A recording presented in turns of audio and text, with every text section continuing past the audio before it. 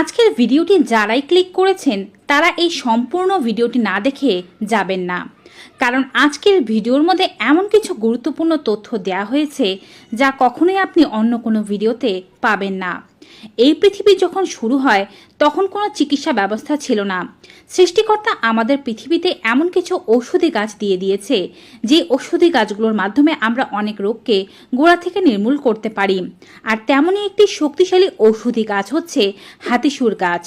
হাতিসুর গাছ এতটাই শক্তিশালী যে এটি আপনার দেহের ওপরের এবং দেহের ভেতরের অনেকগুলো রোগকে সারাতে পারবে, যা বর্তমানের আধুনিক মেডিসিনও সারাতে পারবে না। সেই রোগগুলো সম্পর্কে জানতে এবং হাতিসুর গাছের সঠিক ব্যবহার সম্পর্কে বুঝে নিতে পুরো ভিডিওটি জুড়ে আমার সাথে থাকতে হবে। Hello viewers, welcome to my channel Labani's kitchen and blogs. সকলের কাছে অনুরোধ থাকবে আপনারা যারা আজকে এই চ্যানেলে নতুন তারা অবশ্যই স্বাস্থ্য বিষয়ক এমনই উপকারী ভিডিওগুলো পেতে চ্যানেলটি সাবস্ক্রাইব করে পাশে থাকা বেল আইকনটি ক্লিক করে অল নোটিফিকেশনে ক্লিক করে দেবেন। এতে করে আমি ভিডিও আপলোড করার সাথে নোটিফিকেশন আপনাদের কাছেই পৌঁছে যাবে। আপনারা আমাদের Facebook page Labani's kitchen and blogs follow করুন। ফেসবুকে অসংখ্য পেজ আমাদের ভিডিও কপি করে আপলোড করছে, তাই আমাদের রিয়েল পেজটি চিনে পেজ ফলো করবেন। চলুন মূল ভিডিওতে যাওয়া যাক। হাতিসুর গাছের নাম হয়েছে এর ফুলের কারণে, কারণ এর ফুলটি হাতির সুরের মতো কিছুটা বাঁকানো টাইপের। রাস্তার ধারে আগাছার মধ্যে এই গাছটি আপনি দেখতে পারেন। এই গাছের বাঁকানো পুষ্পদণ্ড সাদা সাদা ফুলে ভরে থাকে। ফুলটা দেখতে কিছুটা বেগুনি আভাও রয়েছে। গাছটি আগাছার মধ্যে জন্মালেও এর উপকারিতা অতুলনীয়। গাছটি মোটামুটিভাবে 1 থেকে 1.5 ফুট পর্যন্ত লম্বা হয়।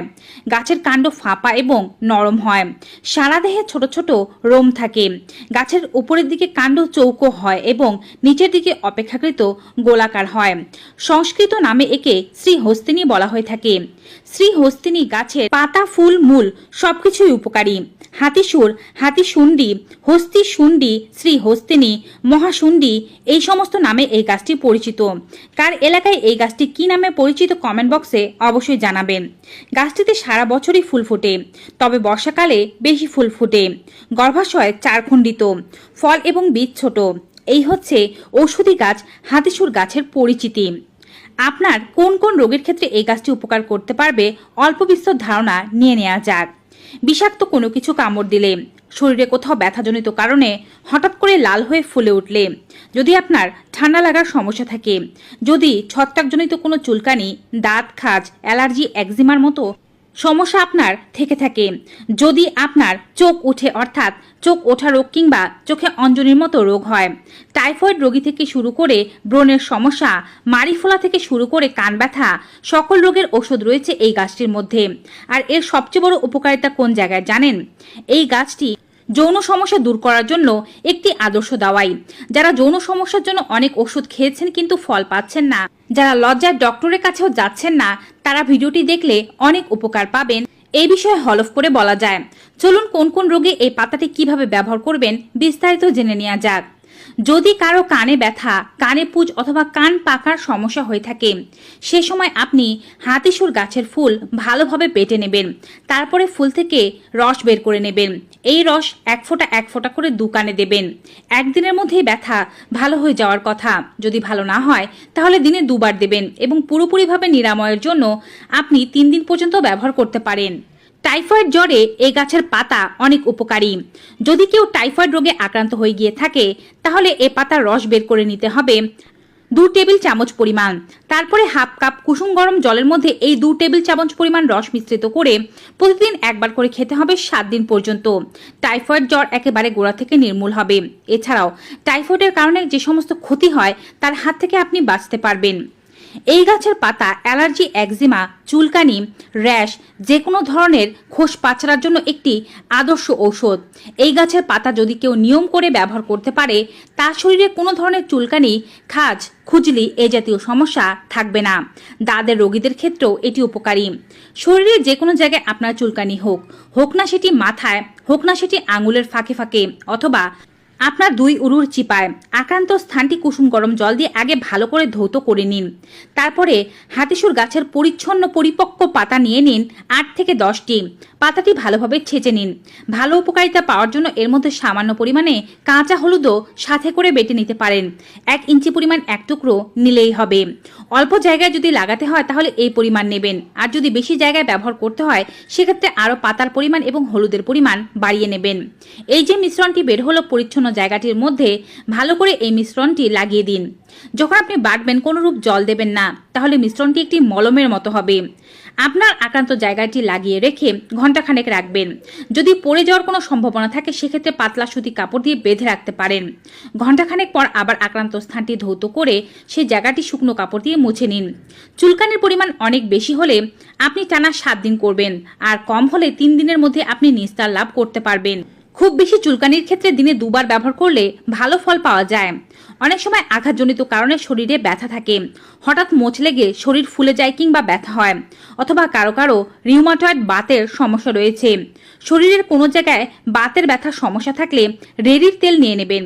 রেড়ির তেল চিনতে নিশ্চয়ই কারো অসুবিধা হচ্ছে না, যেটিকে ক্যাস্টর অয়েল বলা হয়ে থাকে।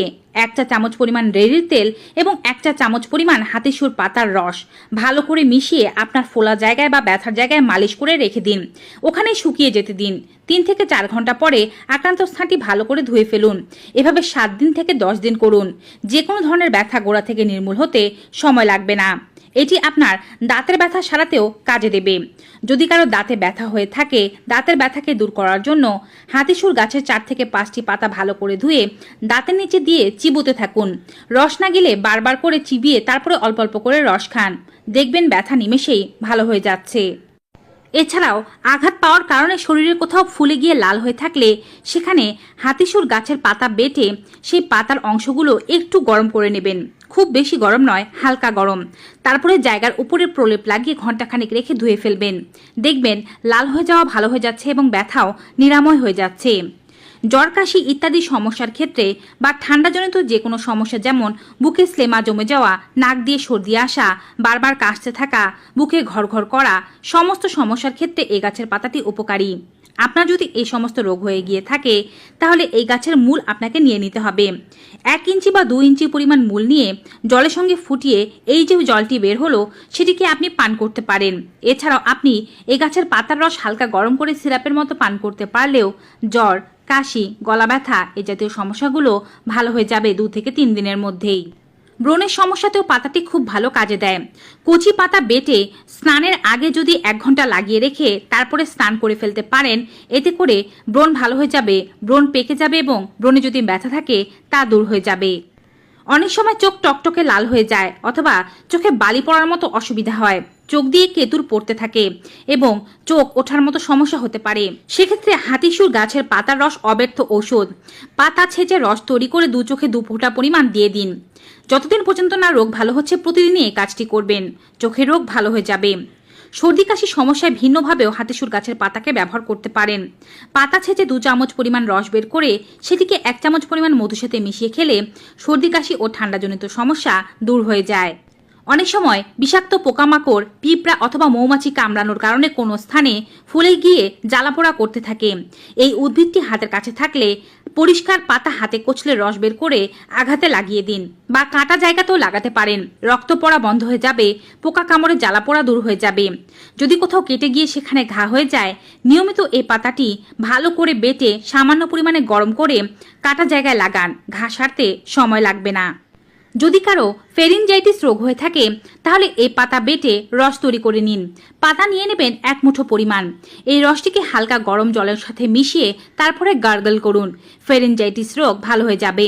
যখন এই পাতার ব্যবহার করা শুরু করবেন তখন হয় রোগ না ভালো হওয়া পর্যন্ত খেয়ে যাবেন অথবা ব্যবহার করে যাবেন, নতুবা অন্ততপক্ষে 3 থেকে 7 দিন অবশ্যই ব্যবহার করতে হবে। সবশেষে বলছি যৌন সমস্যার কথা। অনেকেই স্ত্রীকে তৃপ্ত করতে পারেন না, অল্প বয়সে কিছু খারাপ অভ্যাসের কারণে যৌন সমস্যা শুরু হয়ে যায়। দ্রুত বীর্যপাত থেকে শুরু করে অনেক সমস্যাই হতে পারে। এ ধরনের সমস্যায় যারা ভুগছেন তারা যদি চান তাদের যৌন সংক্রান্ত সমস্যাগুলো দূর হয়ে যায়, সেক্ষেত্রে হাতিসুর গাছের শিকড় ব্যবহার করতে হবে। হাতিসুর গাছের মোটা শিকড় নিয়ে নিলে 1 ইঞ্চি পরিমাণ এক টুকরো নিয়ে নিতে হবে। আর যদি পাতলা চিকন শিকড়গুলো পান সেক্ষেত্রে ছোট ছোট 3 থেকে 4টি শিকড় নিতে হবে। শিকড়গুলো একটু ছেঁচে নিয়ে এর মধ্যে 1 চামচ পরিমাণ খাঁটি মধু মিশিয়ে রোজ সকালবেলা খালি পেটে পান করতে হবে। আপনি বেশি দিন না 7 দিন খেয়ে দেখুন, ফলাফল হাতে নাতে দেখতে পাবেন। যাদের ডায়াবেটিসের সমস্যা আছে তারা মধু মিশাতে না পারলে এই শিকড়গুলো ভালোভাবে ধুয়ে পরিষ্কার করে পরিমাণ মতো নিয়ে সেটিকে আপনি পানের সাথে মিশিয়ে খাবেন। অর্থাৎ পানের মধ্যে যেমন জর্দা অথবা সুপুরি দিয়ে খান, জর্দা সুপুরি বাদ দিয়ে শুধুমাত্র পান পাতার মধ্যে এই শিকড়গুলো দিয়ে খাবেন। পান পাতাও যৌন রোগ নিরাময়ে কাজ করে থাকে আর এই শিকড়গুলো সমানভাবে কাজ করবে।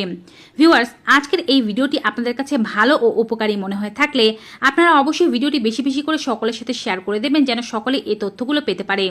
লাইক, কমেন্ট ও সাবস্ক্রাইব করতে ভুলবেন না। সকলে ভালো থাকুন, সুস্থ থাকুন।